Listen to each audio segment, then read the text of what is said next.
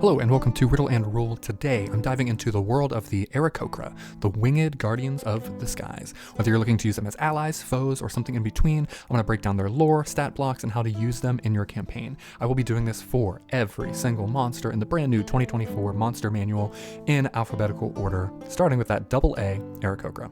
Fun fact, Aarakocra played a key role in an ancient cosmic war against the Queen of Chaos, and that is why they tend to be a bastion for order and justice in the D&D lore. So let's go ahead and explore what makes these airborne warriors unique.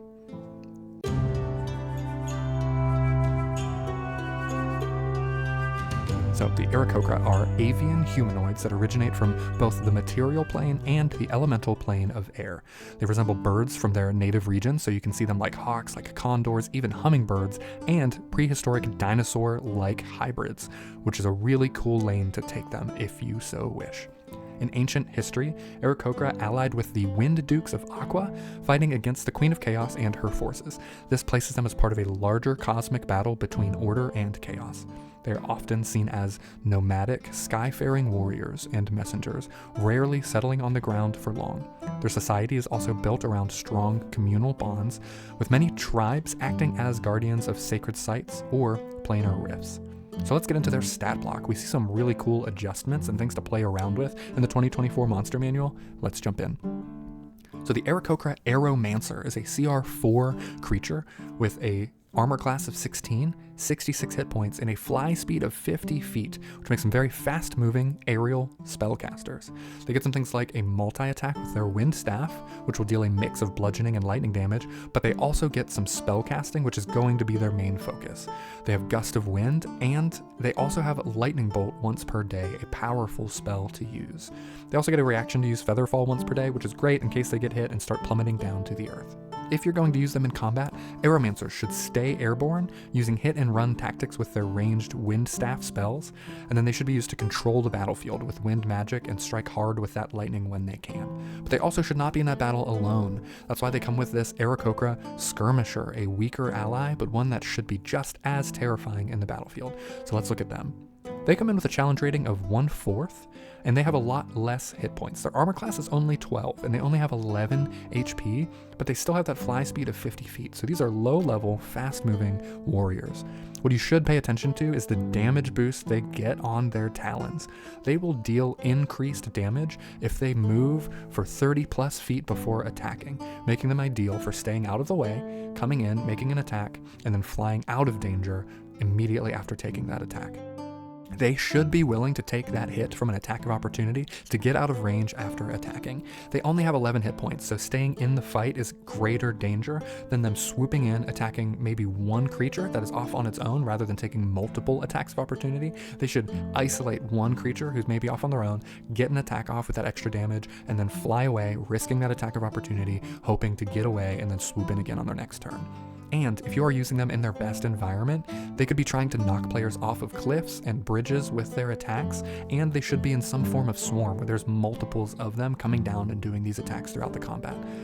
For that matter, if you get multiple of them to attack the same creature and they use their reaction for that attack of opportunity, that frees up other skirmishers to fly in and make an attack without the risk of that attack of opportunity because it's already been used on a different creature. So you should be swarming your party with these if you're going to attack with them well.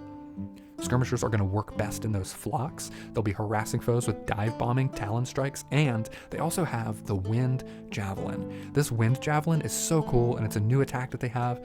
It magically returns after being thrown, so this will allow for your Aarakocras to have persistent ranged attacks with a mix of piercing and thunder damage. So you get a swarm with a couple of them diving in while others are staying ranged and launching these javelins down. This is a threat in a very dynamic combat situation that you could develop. So if you want to use them in some role-playing and narrative hooks, a couple things that you might do is one, you might use these as aerial guardians. Aarakocra protect sacred mountain peaks or elemental rifts to other planes of existence. You could use them as arbiters, warning adventurers to turn back and to stay away from these protected regions or face the wrath of this Aarakocra clan. You may also use them as messengers of these wind dukes or some form of great alliance.